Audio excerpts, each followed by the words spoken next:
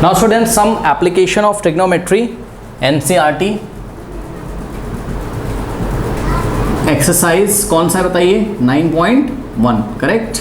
9.1 का question number 1, 2, 3 हमने last video में सॉल्व किया था। क्वेश्चन नंबर 4 देखिए, बहुत इजी क्वेश्चन है, सभी बच्चे कर चुके होंगे, फिर भी मैं करा दे रहा हूँ।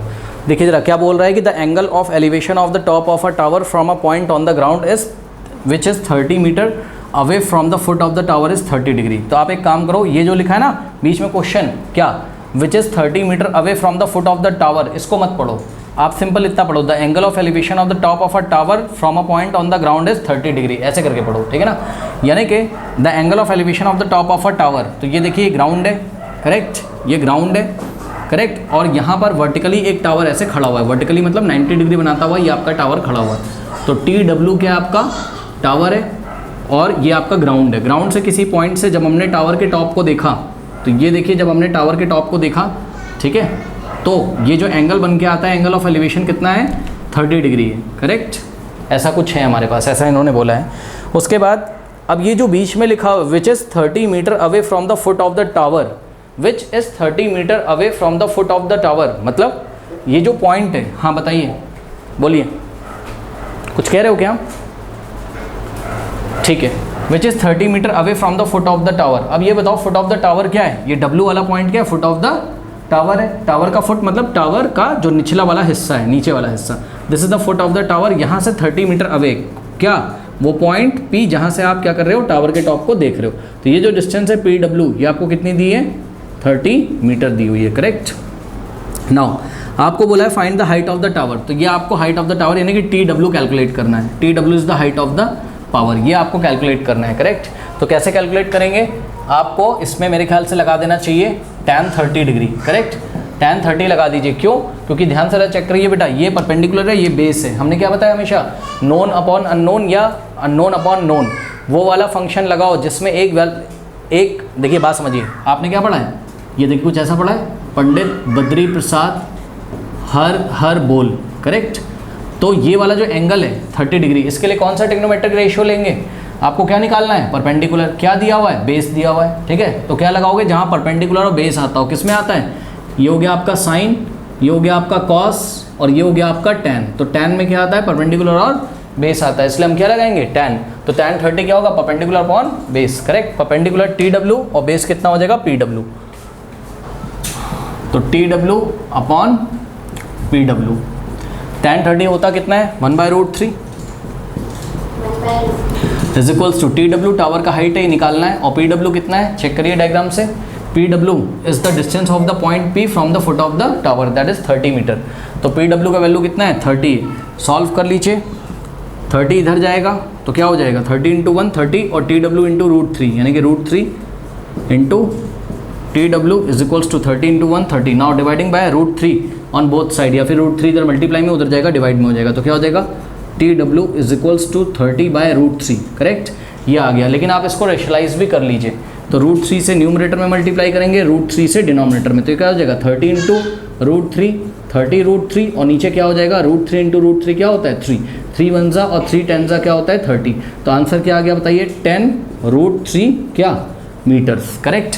तो इस तरीके से जो आपका आंसर आ गया, height of the tower is what, 10√3 metres. अब इसी क्वेश्चन में अगर √3 की वैल्यू दी होती, √3 की वैल्यू अगर दी होती, मान लीजिए 1.732, करेक्ट, तो आप टावर का हाइट कितना निकालते, टावर का हाइट हो जाता है 10 × √3 का वैल्यू रखते 1.732, करेक्ट।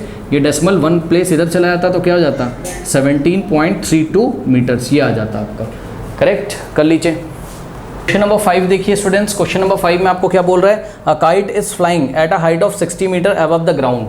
तो सबसे पहले आपको ग्राउंड बनाना है, और कोई काइट है जो 60 metre above the ground fly कर रही है। यहाँ पे ये देखिए कोई पतंग है, ऐसे कोई काइट है, काइट बना लो यहाँ पे समझने के लिए।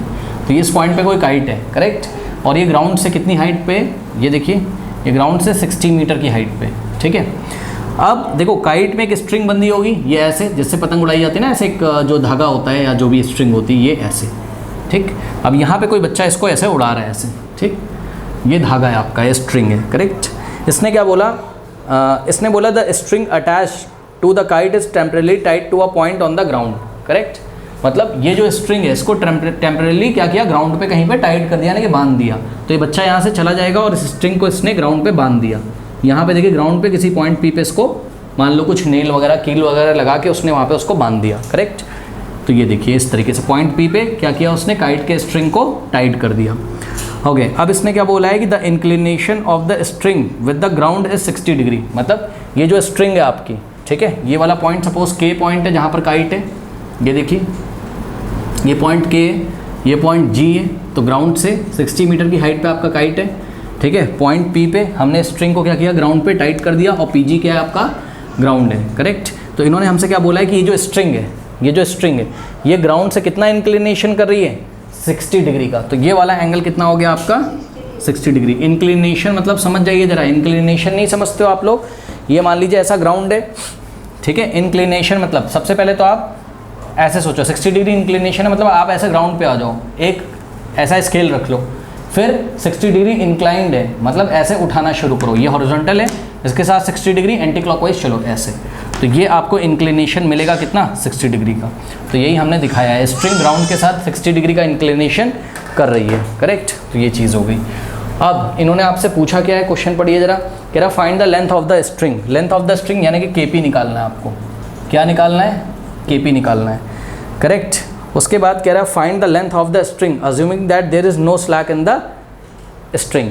तो आपको स्ट्रिंग का लेंथ निकालना है यानी कि KP, and there is no slack in the string मतलब ये स्ट्रिंग ढीली ढाली नहीं है, बात समझो। जैसे हमारे ये माइक का वायर है ना, ये देखिए ढीला ढाला है, ऐसा नहीं है स्ट्रिंग, ये एकदम तना हुआ है, ऐसे ये एकदम स्ट्रेट है। यानी कि वो ये कहना चाहते हैं कि ये जो स्ट्रिंग है केपी, इसको आप as a straight line segment मान के चलिए, ये स्ट्रेट है, पूरा सीधा है, करेक्ट। नाउ अब आप चेक करो, आपको फाइंड क्या करना है, केपी। यही तो क्या है, KP is what, length of the string, length of the string, ये आपको फाइंड करना है, ठीक है ना। अब आप दिमाग लगाइए, ये हो जाएगा आपका 90, ठीक है ना। अब आप दिमाग लगाइए बच्चों, कौन सा फंक्शन लगाएंगे इसमें बताइए, क्योंकि आपको क्या निकालना है, हाइपो 90 के सामने, और ये परपेंडिकुलर है, तो साइन लगाओगे, तो साइन 60 लगा दीजिए। ट्राइंगल के पी जी में, इन ट्राइंगल के पी जी क्या लगा देंगे, साइन 60, ये लीजिए साइन 60 क्या हो जाएगा, परपेंडिकुलर अपॉन हाइपोटेन्यूस। तो परपेंडिकुलर कितना है, केजी, और हाइपो कितना है, केपी, तो केजी अपॉन क्या हो जाएगा, केपी, करेक्ट। साइन 60 कितना होता है बताइए, √3/2 is equals to KG. KG कितना है बताइए, 60, और केपी कितना आपको फाइंड करना है, ठीक है। तो केपी इधर आएगा तो क्या हो जाएगा, KP into √3 is equals to 2 × 60 120। अब √3 इधर मल्टीप्लाई में उधर जाएगा, डिवाइड कर देगा, तो this implies what, KP is equals to 120 divided by √3।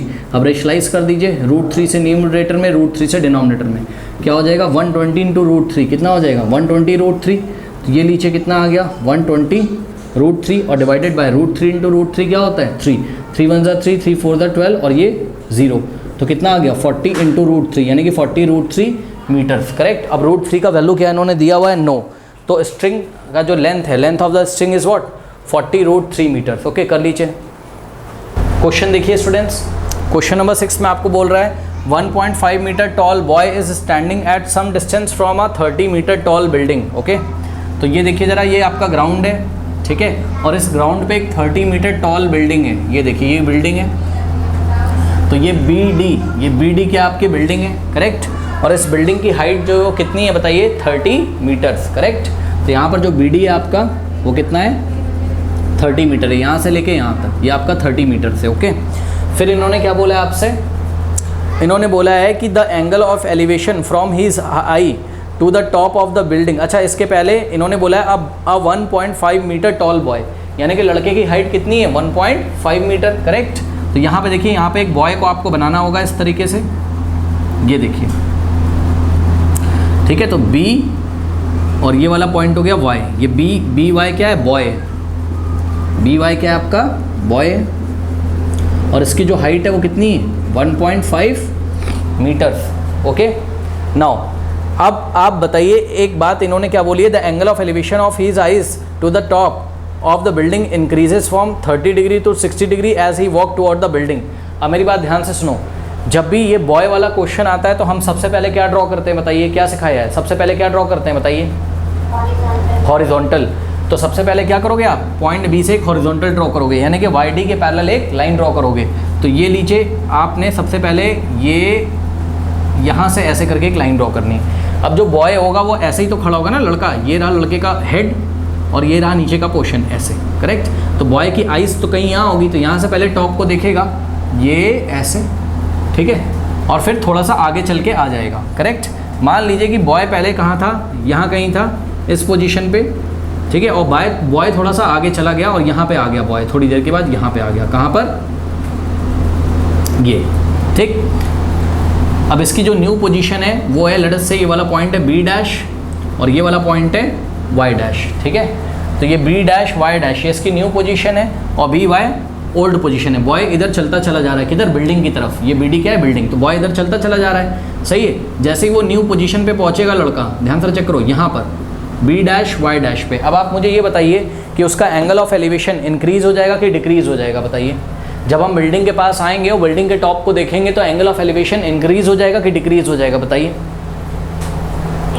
Increase हो जाएगा, याद रखिएगा हमेशा। क्यों, पास से आके आप बिल्डिंग को देखोगे ना, जब पास से आके उसके टॉप को देखोगे तो ज़्यादा ऐसे आपको ऐसे ऊपर गर्दन उठानी पड़ेगी, ऐसे करके सोचा करिए, ठीक है। और दूर से अगर आप देखोगे बिल्डिंग के टॉप को तो आराम से देख लोगे आप, आराम से, मतलब ज़्यादा गर्दन नहीं उठानी पड़ेगी।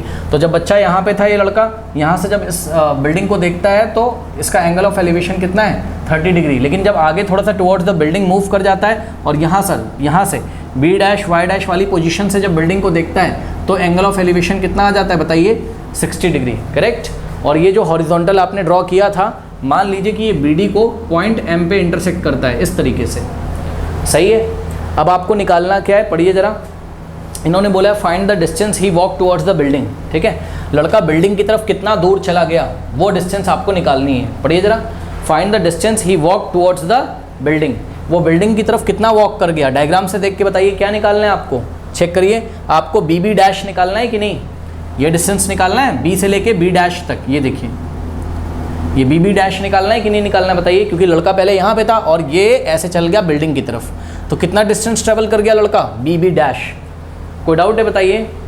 तो आपको क्या फाइंड करना है यहाँ, फाइंड बी बी डैश, ये फाइंड करना आपको, बी बी डैश, ओके।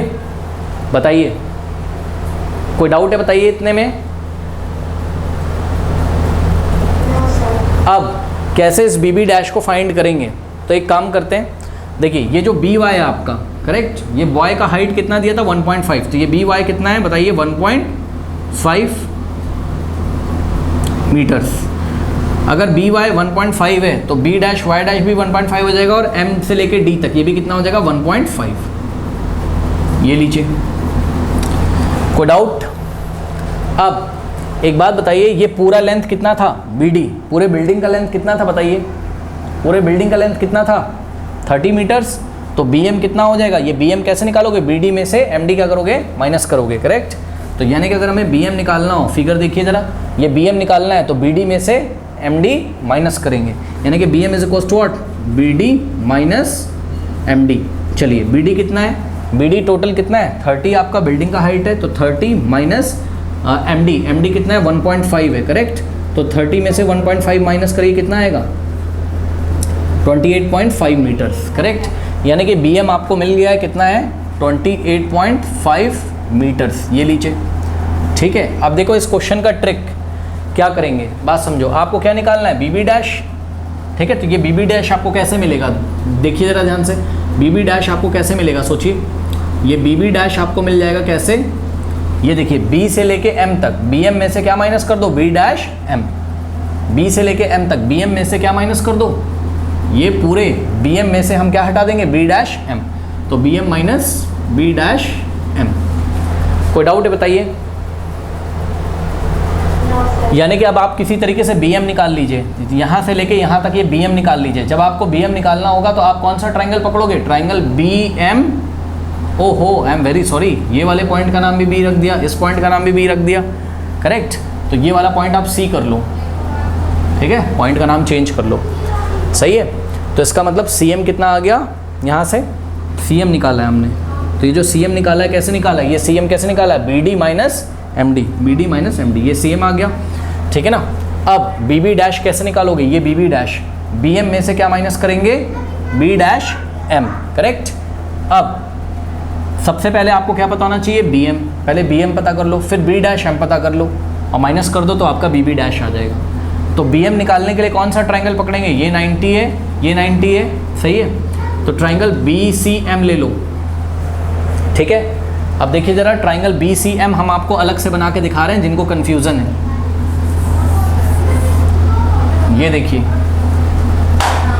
ठीक है, ये वाला पॉइंट देखिए यहाँ पर है, ठीक, और M यहाँ पर है और C आपका यहाँ पर है, ठीक है। हमने आपको ये वाली लाइन नहीं दिखाई है, सी बी डैश नहीं दिखा रहे, नहीं तो तुम कंफ्यूज हो जाओगे। हम तुमको सिंपली बी सी दिखा रहे हैं, सी एम दिखा रहे हैं और बी एम दिखा रहे हैं, ये पूरा ट्राइंगल दिखा रहे हैं, बड़ा वाला, ठीक है। ये एंगल कितना है बताइए, 30 डिग्री है, ठीक। तो ये एंगल आपका कितना है बताइए, 30 डिग्री है, करेक्ट। अब आप यहाँ पे लगा दीजिए, क्या आपको सी एम पता है, चेक करिए सी एम कितना है, 28.5 है। तो ये सी एम कितना है आपका, 28.5 मीटर्स है, करेक्ट। तो क्या आप यहाँ से बी एम नहीं निकाल सकते हैं, कौन सा फंक्शन लगाएंगे, tan 30 लगा दीजिए।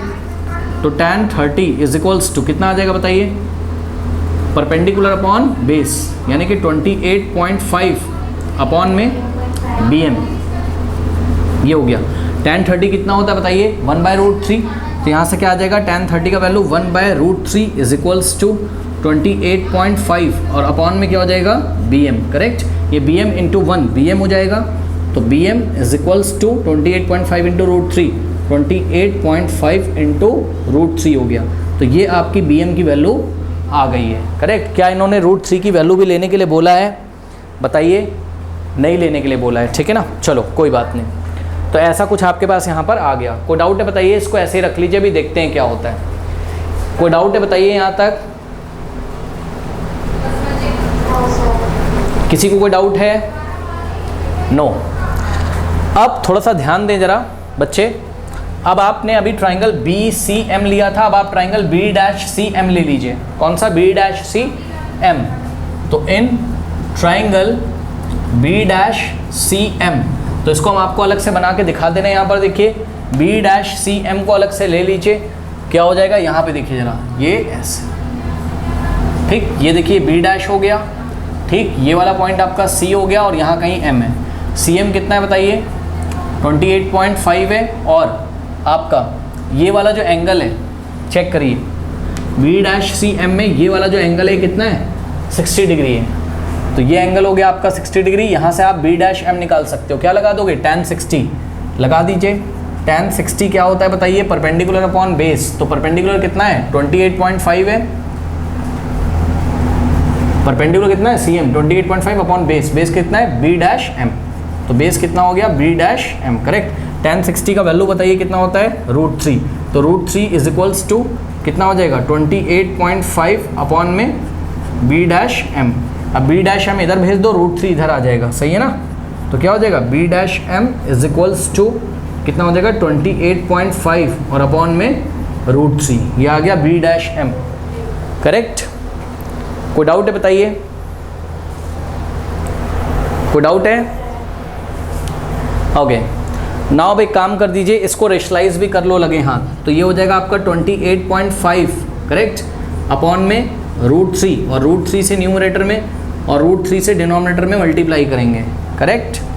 नाउ अब ध्यान दें, ये हो जाएगा आपके पास कितना, ये हो जाएगा आपके पास, ऊपर तो आपके पास बचेगा कितना, 28.5 और नीचे बचेगा √3 इंटू √3, 3 हो जाता है, ठीक है। और ऊपर हो गया 28.5 इंटू √3, ये देखिए कितना आ गया आंसर, 28.5 इंटू √3 अपॉन 3 मीटर्स। अभी ऐसे ही रहने दो, उसको काटना नहीं। हालांकि 3 28.5 को कट कर सकता है, बट काटना नहीं। क्यों नहीं काटना, वो अभी हम आपको बता रहे हैं, रुक जाइए। तो ये बी डैश एम की वैल्यू आ गई, B dash M, correct. Now अब आपको निकालना क्या था, यहाँ पे आ जाओ, आपको बी बी डैश निकालना था, ये डिस्टेंस, ठीक है। तो कितना हो जाएगा, B M minus B dash M. B M कितना है, बी एम कितना है चेक करिए, बी एम 28.5 इंटू √3 है। तो बी एम की जगह क्या रखेंगे, 28.5 इंटू √3 और minus B dash M. B dash M कितना है, 28.5 into √3 upon 3, 28.5, correct, into √3, into में √3 और अपॉन में 3, ये ऐसा आ गया, कोई डाउट है बताइए। अब कोई डाउट है बताइए। हाँ, अब एक काम करिए, बहुत ध्यान से चेक करिए, यहाँ ब्रैकेट लगा लीजिए ऐसे करके, करेक्ट। और आप जब ब्रैकेट लगाओगे तो इसमें से कुछ कॉमन आ रहा है, क्या कॉमन आ रहा है उसको देखिए जरा, देख के मुझे बताइए क्या कॉमन आ रहा है बताइए। 28.5 इंटू रूट 3 और 28.5 इंटू रूट 3 कॉमन हो जाएगा तो क्या बचेगा अंदर, 28.5 इंटू, ये इंटू है, इंटू रूट 3। बताइए यहाँ फर्स्ट टर्म में क्या बचेगा, ये पूरा बाहर चला गया, क्या बचेगा यहाँ पे 1 लीजिए, 1 बच गया और माइनस, अब ध्यान दो 28.5 इंटू रूट 3 ये बाहर चला गया तो यहाँ 1 बचेगा और नीचे 3, तो अंदर क्या बचेगा 1/3। ये लीजिए, क्या दिक्कत है बताइए, कोई डाउट है। हाँ, अब ये आप नहीं सॉल्व कर पाते हो क्या बताओ, 1 माइनस 1/3 कितना हो जाएगा, 3 इंटू 1 माइनस 1, 2/3 नहीं हो जाएगा ये बताइए, 2/3 नहीं हो जाएगा बताइए, हो जाएगा ना, ठीक है। तो नेक्स्ट स्टेप देखिए हम कहाँ पे करें, नेक्स्ट स्टेप यहाँ पे करते हैं, ये देखिए जरा नेक्स्ट स्टेप देखिए। तो आपका जो बी बी डैश है, B B dash is equals to, यहाँ पे देखिए कितना आ रहा है 28.5 इंटू रूट 3 है बाहर ये, और अंदर इसको आप एलसीएम लेके सॉल्व करोगे, 3 इंटू 1 3 माइनस 1 2/3 आ जाएगा, ये देखिए 2/3। यानी कि अगर आप ध्यान दें तो आपके पास क्या बचा 28.5 इंटू रूट 3 इंटू, अब ध्यान दें 2/3 बचा, इंटू में है ना 2/3 ब्रैकेट में लिखा है इंटू में, ठीक है। अब सुनो मेरी बात ध्यान से, इसको कैसे सॉल्व करें, तो आप चाहो तो आप 3 से 28.5 को कट कर दो, अगर आपका नहीं मन कर रहा है तो आप एक काम कर सकते हो, 28.5 की जगह आप क्या लिख सकते हो बताओ, 28.5 की जगह 57/2 लिख सकते हो कि नहीं बताओ, चेक कर लीजिए। 28.5 की जगह 57/2 लिख सकते हो कि नहीं, बाकी तो आपको जैसे सॉल्व करना आप वैसे सॉल्व कर लो, सही है।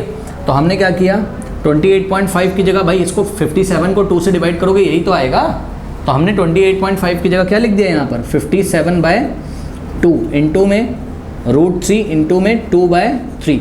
अब ये वाला 2 इस 2 से कैंसिल हो जाएगा, चेक कर लीजिए, ये वाला 2 इस 2 से कैंसिल हो जाएगा, सही है। और यहाँ पर आपके पास आ जाएगा 57 इंटू रूट 3/3, तो ये लीजिए यहाँ पे कर रहे हैं 57 इंटू रूट 3/3, 57 रूट 3/3। अब ध्यान से चेक करो, 3 से कट करो 57 को, 3 1 3, 3 1 3, 2 जाएगा, 3 9 27, कितना आ गया 19 इंटू रूट 3 मीटर्स, ये लीजिए 19 इंटू रूट 3 मीटर्स। क्या रूट 3 की वैल्यू दी है क्वेश्चन में, नहीं दी है, तो हम फाइनल आंसर क्या करेंगे, हम फाइनल आंसर करेंगे the boy walked 19 into root 3 meter towards the building. Final answer मैं डिक्टेट कर दे रहा हूँ, लिख भी लीजिएगा आप लोग, the boy moves 19.3 meter toward the building. द boy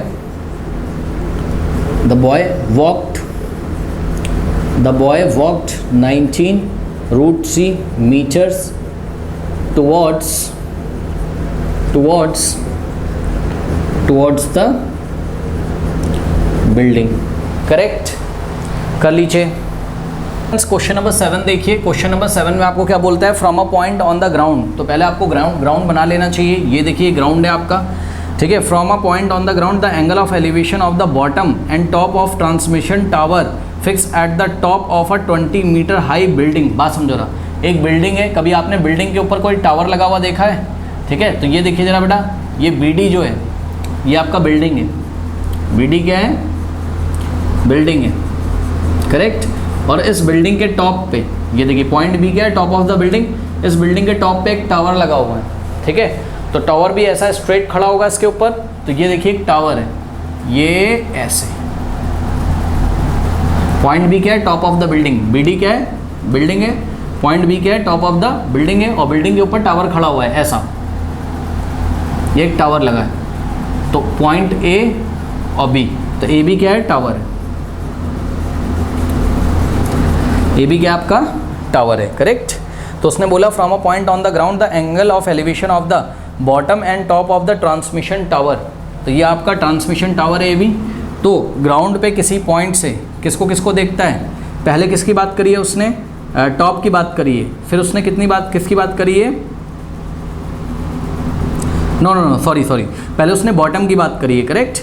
the angle of elevation of the bottom and top of transmission tower fix at the top of a 20 meter high building, मतलब ये जो बिल्डिंग है इसकी हाइट दी है 20 meter high building है, इसके ऊपर टावर है, करेक्ट। तो बिल्डिंग की हाइट कितनी है 20 मीटर, याद रखिएगा। BD कितना है 20 मीटर्स। तो इस BD के ऊपर जो टावर लगा है पहले इसके बॉटम को देखता है और फिर इसके टॉप को देखता है, ठीक है ना। और एंगल्स जो दिए हुए हैं वो कितने दिए हुए हैं, आर 45 एंड 60 रेस्पेक्टिवली। मतलब समझो ये देखिए ट्रांसमिशन टावर है, ये रहा ट्रांसमिशन टावर का बॉटम। सुनो, बिल्डिंग का जो टॉप होगा, बिल्डिंग का जो टॉप होगा वही ट्रांसमिशन टावर का बॉटम होगा, सही है। तो पहले उसने बॉटम को देखा, क्वेश्चन पढ़िएगा, पहले बॉटम को देख रहा है। जब बॉटम को देख रहा है तो एंगल ऑफ एलिवेशन कितना है 45 डिग्री, करेक्ट। और उसके बाद वो ट्रांसमिशन टावर के टॉप को देख रहा है, ये ट्रांसमिशन टावर का टॉप, पॉइंट ए क्या है, टॉप है किसका, ट्रांसमिशन टावर का, और पॉइंट बी क्या है, बॉटम है किसका, बॉटम है किसका, ट्रांसमिशन टावर का। तो जब वो टॉप को देख रहा है, ये देखिए ये ऐसे, ठीक। तो एंगल ऑफ एलिवेशन कितना है 60 डिग्री, ये फुल एंगल कितना है 60 डिग्री, याद रखिएगा, ठीक है। ये और पॉइंट क्या है आपके पास, लेट अस से पॉइंट पी है। तो इन्होंने क्वेश्चन क्या पूछा है, find the height of the tower. A B क्या है, हाइट ऑफ द टावर है, तो आपको ए बी फाइंड करना है, करेक्ट। चलो देखते हैं ए बी कैसे फाइंड करेंगे हम लोग। नाउ अब एक काम करिए, आप समझ पा रहे होगे अभी। देखिए सिंपल सा फंडा है यहाँ पर। अगर आप ये छोटा वाला ट्राइंगल ले लें BDP, करेक्ट, BDP में ये एंगल कितना है 45। तो इन ट्राइंगल, ध्यान दीजिएगा जरा, इन ट्राइंगल BDP इसमें tan 45 लगा दीजिए। tan 45 क्या होगा, परपेंडिकुलर अपॉन बेस। तो परपेंडिकुलर कितना है BD और बेस कितना है PD, ये 90 ना। अरे भाई ट्राइंगल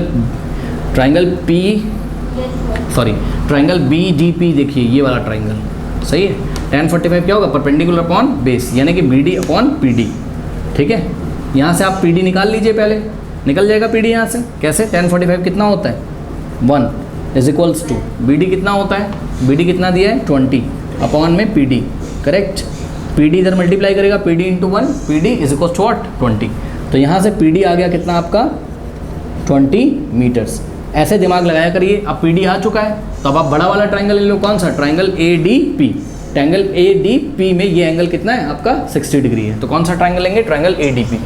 तो इन ट्राइंगल ADP, करेक्ट। अब आप tan 60 लगा दो। जब आप tan 60 लगाओगे तो क्या हो जाएगा बताइए, परपेंडिकुलर अपॉन बेस। तो ये बड़े वाले ट्राइंगल में tan 60 लगाओ, ये हो गया परपेंडिकुलर, यानी कि AD और बेस कितना हो गया PD, करेक्ट।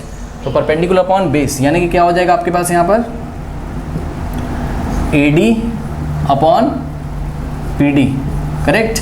लेकिन ध्यान दीजिए ये जो AD है ये किससे किससे मिलके बना है, BD प्लस AB से, ठीक है। तो आपको क्या लिखना पड़ेगा, tan 60 कितना होता है बताइए, tan 60 होता है √3 इज इक्वल्स टू।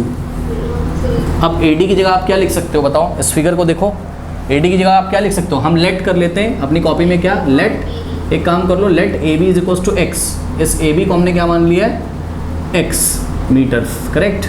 तो जो आपका AD है वो किसके इक्वल हो जाएगा, AD is equals to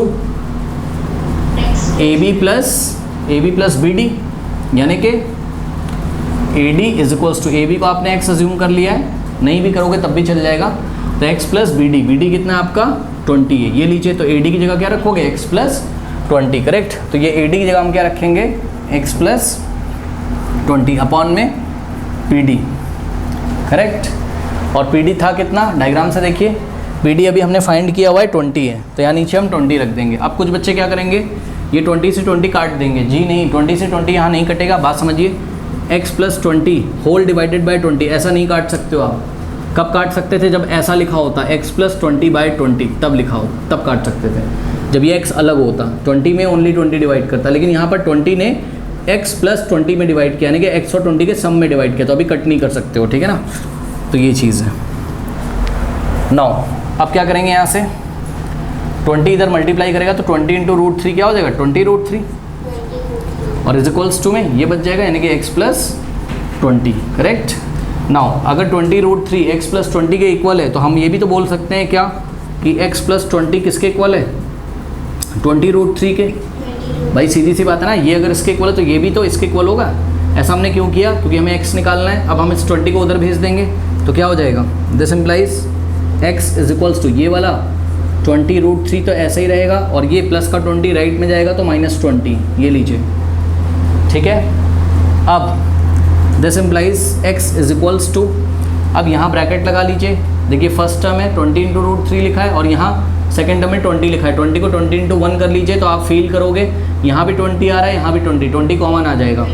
20 common आ जाएगा, क्या बचेगा फर्स्ट टर्म में √3 और माइनस सेकेंड टर्म में क्या बचेगा 1, ये लीजिए, क्या दिक्कत है। तो जो हाइट ऑफ द बिल्डिंग है वो कितनी आ गई, 20 in the bracket √3 - 1 meters. This is your final answer.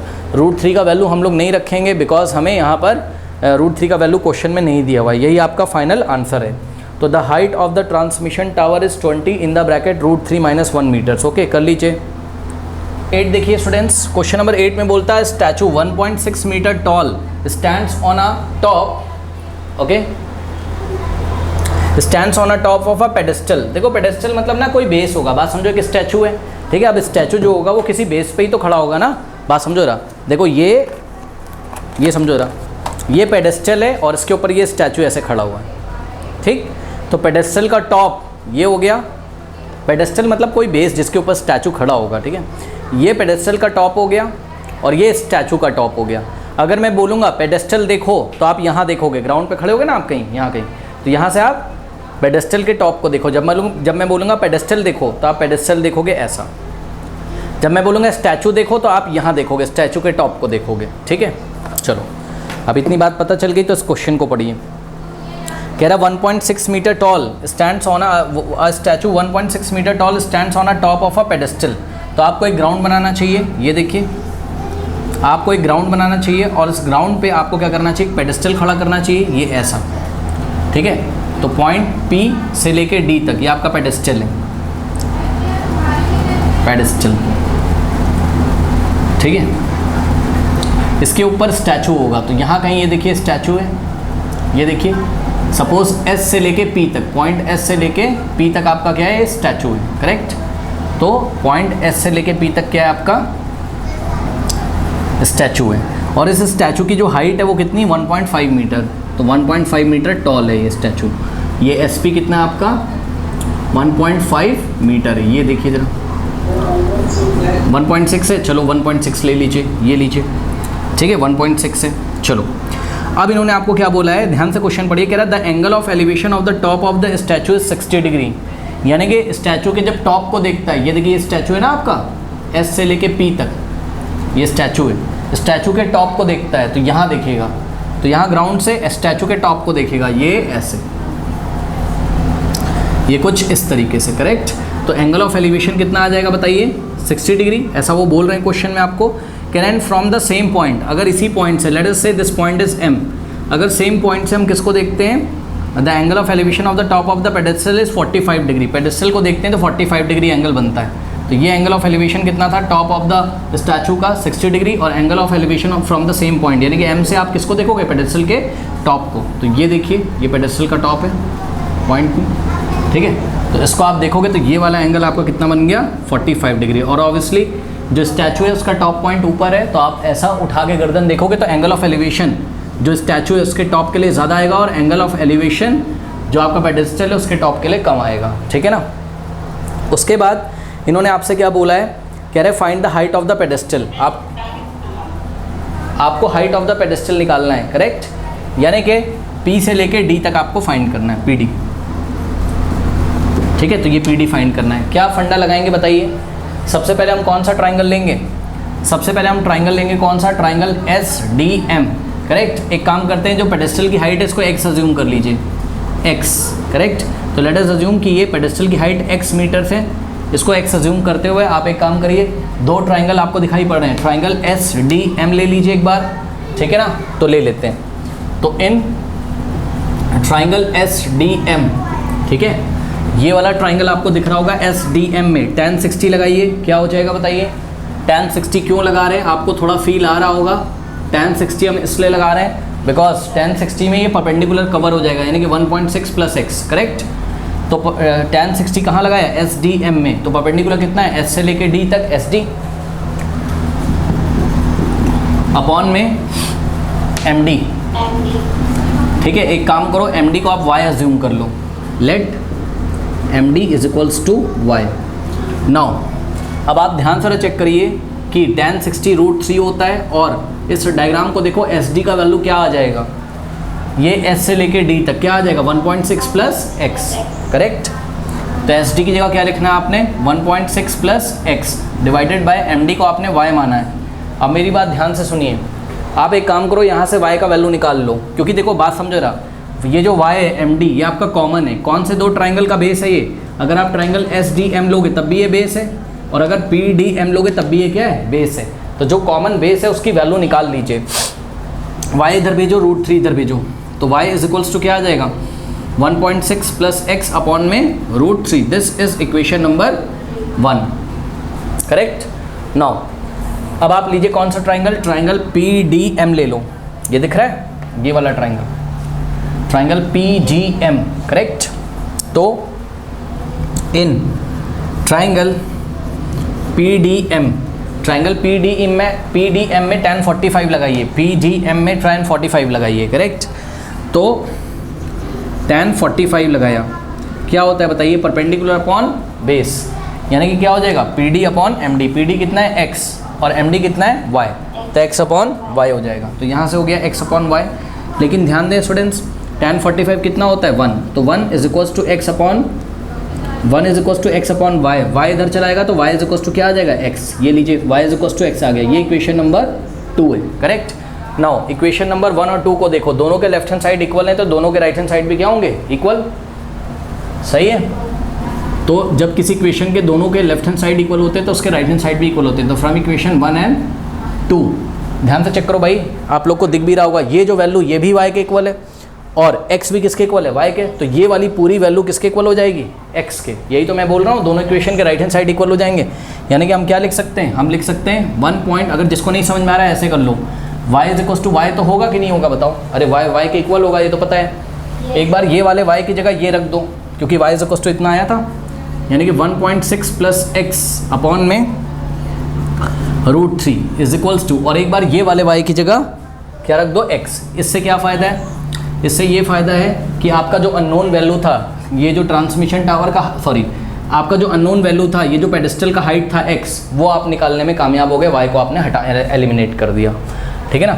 अब इसको कैसे करेंगे, करना कुछ नहीं, ये इधर जाके मल्टीप्लाई हो जाएगा, तो क्या हो जाएगा 1.6 और plus x is equals to x into √3 x √3, ये लीजिए, करेक्ट।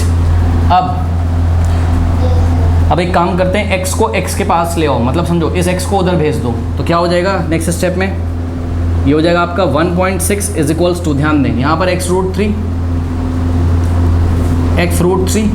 और x उधर जाएगा, ये प्लस का x है, उधर जाएगा तो माइनस का x हो जाएगा, सही है। Now this implies 1.6 is equals to, ये ब्रैकेट लगा लीजिए, क्या कॉमन आ जाएगा, x, यहाँ से x कॉमन आ जाएगा, तो x अगर आप कॉमन लोगे क्या बचेगा यहाँ, √3 और माइनस यहाँ से x चला गया तो इनटू में 1 था, कुछ नहीं है, तो यानी कि 1 बच जाएगा, करेक्ट।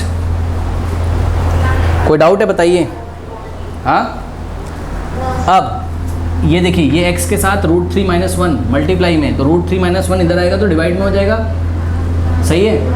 अब जिसको नहीं समझ में आ रहा है तो √3 - 1 से बोथ साइड डिवाइड कर दो, dividing by √3 - 1 in left hand side as well as dividing by √3 - 1 in right hand side, ये इससे कट जाएगा और x का वैल्यू कितना आ जाएगा 1.6 अपॉन √3 - 1, करेक्ट। अब इसको थोड़ा सा आपको रेशनलाइज करके सिंप्लीफाई करना पड़ेगा, ठीक है। तो यहाँ पे हम कर रहे हैं, x कितना आया है, x इज इक्वल्स टू, ये देखिए x इज इक्वल्स टू कितना आ गया है 1.6 अपॉन √3 - 1। अब इसको रेशनलाइज करो, कैसे करोगे, √3 - 1 का जो रेशनलाइजिंग फैक्टर होगा वो क्या होगा, √3 + 1, तो √3 + 1 से न्यूमरेटर में मल्टीप्लाई करेंगे और √3 + 1 से डिनोमिनेटर में मल्टीप्लाई करेंगे, करेक्ट। तो यहाँ से आ जाएगा x इज इक्वल्स टू, अब ध्यान दें 1.6 ऐसे ही रहेगा और ब्रैकेट में √3 + 1 ऐसे ही रहेगा, और अपॉन में देखिए a - b into a + b क्या होता है, a² - b², नहीं पता, a - b into A plus B क्या होता है A square minus B square. तो इसी तरीके से अगर √3 माइनस 1 इंटू √3 प्लस 1 लिखा है तो क्या हो जाएगा √3 का स्क्वायर माइनस 1 का स्क्वायर, यानी कि कितना आ जाएगा √3 का स्क्वायर 3 और माइनस 1 का स्क्वायर 1 यानी कि 2 आ जाएगा। तो नीचे जो सॉल्व किया a minus B into A plus B, इसका वैल्यू कितना हो गया 2 हो गया, करेक्ट। अब देखिए 2 1 2 होता है, 2 8 16 होता है, लेकिन पीछे से एक डिजिट छोड़ के डेसिमल लगा तो हम यहाँ लगा के इसको 0.8 कर देंगे। तो जो x है वो कितना आ गया 0.8 times in the bracket √3 plus 1। NCERT में पीछे देख लीजिए क्या यही आंसर आ रहा है, क्योंकि √3 का वैल्यू तो दिया नहीं हुआ है इन्होंने, ठीक है। तो height of the pedestal is 0.8 in the bracket √3 plus 1 meter, correct. क्या यही आंसर आ रहा है, चेक करिए। किसी के पास NCERT की बुक हो तो चेक कर लो। नंबर 9 देखिए, क्वेश्चन नंबर 9 में बोलता है the angle of elevation of the top of a building from the foot of the tower is 30 degree, okay, and the angle, आवाज़ आ रही है, साउंड आ रहा है ना, चलो। नाउ स्टूडेंट्स क्वेश्चन देखिए, क्वेश्चन नंबर 9 है आपका, कह रहा है the angle of elevation of the top of a building from the foot of the tower, okay, यानी कि बिल्डिंग है और टावर है, ध्यान दीजिएगा, दो चीज़ें हैं आपके पास, ठीक है ना। एक तो आपके पास बिल्डिंग है और दूसरी आपके पास टावर है, लेकिन अब हमें ये नहीं पता चल पा रहा है कि बिल्डिंग ज़्यादा ऊंची है या टावर ज़्यादा ऊंचा है, ठीक है ना, बात समझो जरा। तो हम इसको कैसे पकड़ेंगे, देखिए क्वेश्चन में आपको हिंट दिया हुआ है, कह रहा है the angle of elevation of the top of a building from the foot of the tower is 30 degree and the angle of elevation of the top of the tower from the foot of the building is 60 degree। तो जहाँ पर angle ज़्यादा दिया हो बेटा वो object ऊंचा होगा, वो ऑब्जेक्ट ऊंचा होगा, दिमाग लगाओ, जहाँ पे एंगल ऑफ एलिवेशन ज़्यादा दिया हो वो ऑब्जेक्ट ऊंचा होगा, यानी कि 60 डिग्री किसके लिए दिया हुआ है, ये 60 डिग्री क्या है, ध्यान से चेक करो, जो बड़ा एंगल है वो क्या है, इट इज़ द, पढ़िए बुक अपनी, कह रहा है कि जो 60 डिग्री है वो क्या है, angle of elevation, angle of elevation of the top of the tower है, टॉप ऑफ द टावर है, कहाँ से, from the foot of the building. इसका मतलब ज़्यादा ऊंचा कौन है बताइए, ज़्यादा ऊंचा कौन है, आपका टावर ज़्यादा ऊंचा है, करेक्ट। तो ये देखिए ये टावर आपका ज़्यादा ऊंचा है, तो ये है आपका AB क्या आपका टावर है और ये ग्राउंड है, ठीक है। तो ये बिल्डिंग आपकी ये रही होगी, TW कर लो टावर को, TW क्या आपकी टावर है और BD क्या है आपका बिल्डिंग है, करेक्ट। अब इन्होंने आपको क्या क्वेश्चन बोला था, the angle of elevation of the top of the tower from the foot of the building, यानी कि बिल्डिंग के फुट से, ये बिल्डिंग का फुट है ना पॉइंट D, यहाँ से हम टॉप ऑफ द टावर को देखेंगे तो ये एंगल ऑफ एलिवेशन कितना मिलेगा बताइए 60 डिग्री। अब क्वेश्चन को शुरू से पढ़िए, शुरू में उसने क्या बोला था, the angle of elevation of the top of the building. अब टॉप ऑफ द बिल्डिंग, ये बिल्डिंग है आपकी, BD क्या है बिल्डिंग है, करेक्ट, और ये TW क्या आपका टावर है। तो शुरू में क्या बोला था उसने, the angle of elevation of the top of the building from the foot of the tower. तो टावर के फुट से, ये जो टावर है इसके फुट, यानी कि ये नीचे वाले पोर्शन से आप बिल्डिंग के टॉप को देखोगे, ये देखिए, तो एंगल कितना बनेगा 30 डिग्री, करेक्ट। तो आपको उसने क्या पूछा है, find the height of the building, ये बिल्डिंग का आपको हाइट उन्होंने पूछा है, करेक्ट। तो अगर आपको बिल्डिंग का हाइट उन्होंने पूछा है तो हम, हाँ, टावर का हाइट दे रखा है क्या, यस, टावर का हाइट दे रखा है, पढ़िए जरा, if the tower is 50 meter high, तो ये टावर का हाइट आपको 50 मीटर दे रखा है, ये 50 मीटर आपकी टावर की हाइट है, करेक्ट। ये तो आप क्लियरली यहाँ से देख सकते हैं, बहुत ईजी है। सबसे पहले आप ट्राइंगल कौन सा पकड़ोगे, ट्राइंगल TWD, हम आपको अलग से निकाल के दिखा दे रहे हैं, ये देखिए, ये ट्राइंगल आप देखिए कौन सा, ट्राइंगल TWD, इस ट्राइंगल को देखिए, TWD को देखोगे तो ये पूरा एंगल यहाँ पे 90 है, ठीक है, यहाँ 30-30 नहीं देखना भी आपको, ये वाला एंगल देखना आपको, TWD में ये वाला एंगल आपका 60 है, यानी कि यहाँ पे आपका 60, करेक्ट। तो यहाँ से आप DW निकाल सकते हो, क्यों, क्योंकि TW आपको पता है कितना है 50 है, तो आप यहाँ tan 60 लगा दीजिए। तो tan 60 लगाओगे कौन से ट्राइंगल में, in triangle TWD, in triangle TWD में आप लगा दो tan 60, करेक्ट। तो क्या हो जाएगा बताओ, परपेंडिकुलर अपॉन बेस, यानी कि 50 अपॉन, ठीक है, ये बेस को आप DW लिख दो, क्या दिक्कत है, DW, करेक्ट। और आपको पता है tan 60 कितना होता है, √3, तो √3 is equals to 50 upon DW, ठीक है। तो क्या होगा, यहाँ से DW इधर चलेगा, √3 नीचे, यानी कि DW is equals to 50 by √3, correct. ना इसको रेशलाइज कर लीजिए थोड़ा सा, तो √3 से न्यूमरेटर में, √3 से डिनोमिनेटर में, तो ये आ जाएगा 50 इंटू √3 अपॉन में 3, √3 इंटू √3 3, यानी कि 50/3 इंटू √3 क्या मीटर्स। ये आ गया आपका DW, करेक्ट।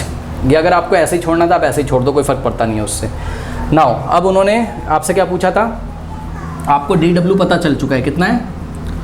एक काम करो, भी रेशलाइज मत करो, क्योंकि हमें DW नहीं बताना है, हमें हाइट ऑफ द क्या बताना है, बिल्डिंग बताना है ना, हाइट ऑफ द बिल्डिंग। तो ऐसे ही छोड़ दो, रेशलाइज मत करो, ठीक है। तो DW का वैल्यू क्या आ जाएगा, DW इधर भेज दो, ठीक है, बाद में रेशलाइज कर लेंगे, देख लेंगे क्या हो जाएगा, 50/√3 मीटर्स, करेक्ट। तो ये आ गया आपका DW 50/√3 मीटर्स, ओके। नाउ अब आपको बिल्डिंग का हाइट निकालना है, तो कौन सा ट्राइंगल पकड़ोगे, BDW, ओके। तो ये देखिए, अब आप ट्राइंगल लेंगे कौन सा, ट्राइंगल BDW। इस BDW में ध्यान से चेक करो, ये वाला एंगल कितना है, 30 है। तो यहाँ पे आ जाएगा आपके पास क्या, 30 डिग्री, क्योंकि जब हम टावर के फुट से बिल्डिंग के टॉप को देखते थे तो एंगल ऑफ एलिवेशन कितना आता था, 30। तो ये 30 है, ये आपका 90 है। DW आपने पहले ही निकाल लिया है, कितना है DW, 50/√3। अब आप क्या निकाल सकते हो, BD। तो हम ट्राइंगल BWD में या BDW में, in triangle right angle triangle BWD, इसमें आप tan 30 लगा दीजिए, तो क्या हो जाएगा, tan 30 is equals to perpendicular upon base. Perpendicular क्या आपका BD, करेक्ट, और बेस क्या आपका DW, तो DW। नाउ tan 30 कितना होता है बताइए, 1/√3 इज इक्वल्स टू BD की वैल्यू आपको निकालनी है, बिल्डिंग की हाइट अपॉन DW का वैल्यू क्या है, 50/√3, तो 50/√3 ये, ठीक है। अब नेक्स्ट स्टेप में क्या होगा, ध्यान से चेक करिए, 1/√3 लेफ्ट में ऐसे ही रहेगा, और इज इक्वल्स टू ये √3 कहाँ चला जाएगा, ऊपर, और BD में मल्टीप्लाई कर देगा, तो ऊपर क्या हो जाएगा, BD इंटू √3 और अपॉन में हो जाएगा 50। अब क्रॉस मल्टीप्लिकेशन करेंगे, क्या हो जाएगा, BD इंटू √3 इंटू इसको इससे करेंगे और इसको इससे करेंगे, बीच में इक्वल टू लगा देंगे, BD इंटू √3 क्या हो जाएगा, BD into √3 this into this, फिर is equals to 50 into 1, 50 into 1, correct. अब यहाँ से क्या आ जाएगा, BD इंटू BD √3 इंटू √3 क्या होता है, 3, यानी कि BD into 3 is equals to 50 into 1, यानी कि 50 आ जाएगा, करेक्ट। नाउ ये 3 इधर मल्टीप्लाई में BD में उधर जाएगा, डिवाइड कर देगा, तो BD इज इक्वल्स टू क्या आ जाएगा बताइए, 50/3 meter. This is your final answer. आप इसको मिक्स फ्रैक्शन में भी ले आके दिखा सकते हैं, कैसे, हाँ, 50 को आप लोग डिवाइड कर दीजिए किससे, 3 से, ये लीजिए, तो 3 1 जा 3 और 5 - 3 2, और यहाँ पे आएगा 0, तो 3 6 हो जाएगा 18, और यहाँ बचेगा 2, यानी कि आप 50/3 को क्या लिख सकते हैं, 16 होल 2/3 मीटर्स। ये आ गया आपका आंसर, ऐसे भी लिख सकते हो उसको, है ना, 16 होल 2/3। क्यों सर, क्योंकि इसको वापस सॉल्व करोगे तो क्या मिलेगा, 50/3 तो मिलेगा, 3 इंटू 16 48 और प्लस 2 50/3 तो मिलेगा, तो ऐसे लिख सकते हैं। अगर आपको डेसिमल में लाना है तो आप डेसिमल में ला के 2 प्लेस तक उसको राउंड ऑफ करके डेसिमल के 2 प्लेसेस तक आंसर कर दीजिएगा, करेक्ट। आई थिंक आपको समझ में आया होगा, बाकी क्वेश्चंस नेक्स्ट क्लास में कराएंगे, ओके, कर लीजिए।